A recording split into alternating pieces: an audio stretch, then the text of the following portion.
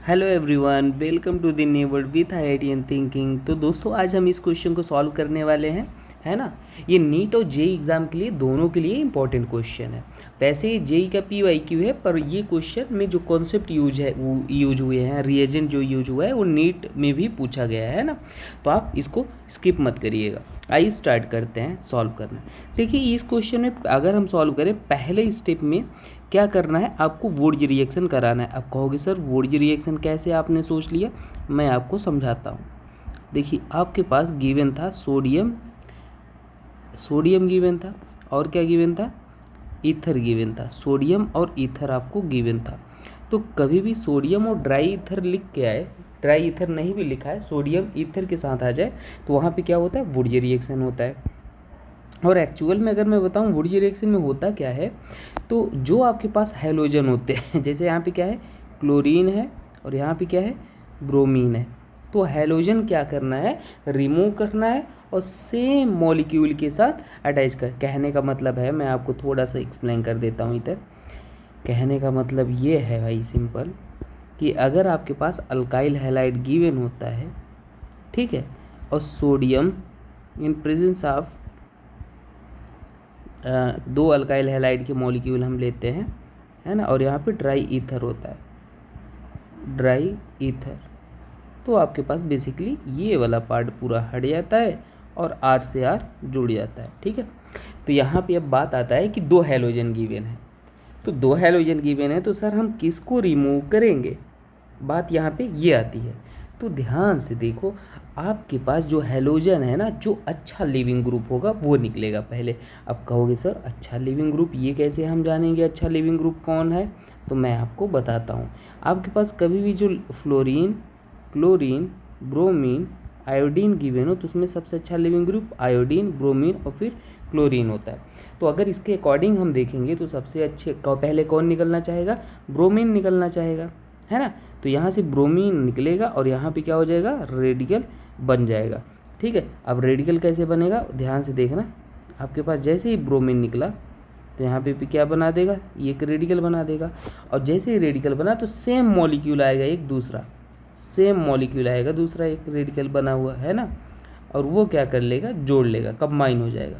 तो इसके साथ कंबाइन कर दोगे, ऐसे कंबाइन हो गया। तो कंबाइन होकर यहाँ पे जो मॉलिक्यूल आपके पास बन गया वो क्या बन गया, मैं क्लोरीन को ऐसे लगा देता हूँ, है ना, स्पेस की वजह से। तो और अपने पास एक मॉलिक्यूल ऐसे आया और यहाँ पे क्या हुआ, ये बना लिया Cl, ठीक है। जैसे ही ये बन गया तो अब आप ध्यान से देखना, ध्यान से आप देखना, आपको गिवन है Mg, क्या गिवन है, Mg(E2O), आपको गिवन था Mg(E2O).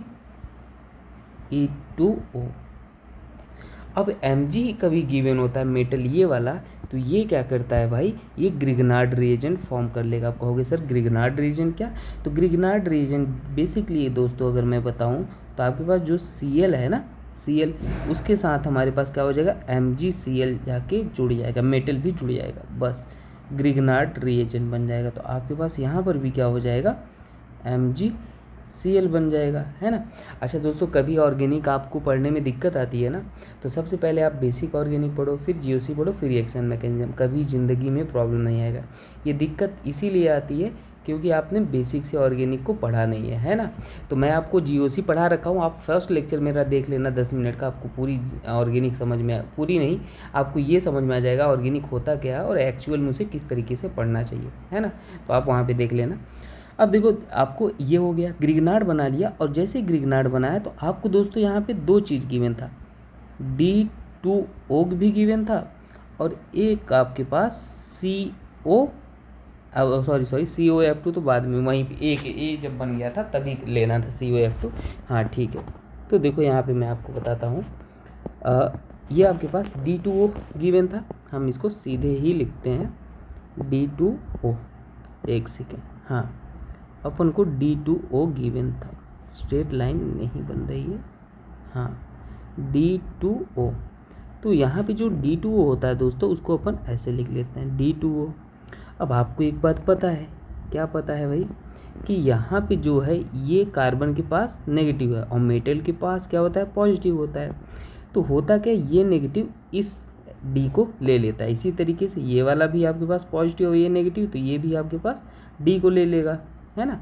तो एक्चुअल में जो बन जाएगा प्रोडक्ट वो आपके पास, ध्यान से देखना, ऐसे, और यहाँ पे आपके पास क्या आ जाएगा और वो बाहर निकल जाएगा, और यहाँ कार्बन से आपके पास डी आके जुड़ जाएगा, और इसी तरीके से सेम यहाँ पर भी आपके पास क्या आके जुड़ जाएगा, डी जुड़ जाएगा।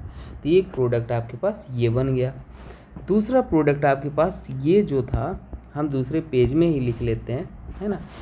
COF2 से भी रिएक्शन हुई थी, उसको भी लिख लेते हैं। जो ए है, ए आपके पास था, उसकी रिएक्शन किससे हुई थी, COF2 से हुई थी। स्वर्ण ऑक्सीडेशन करता है।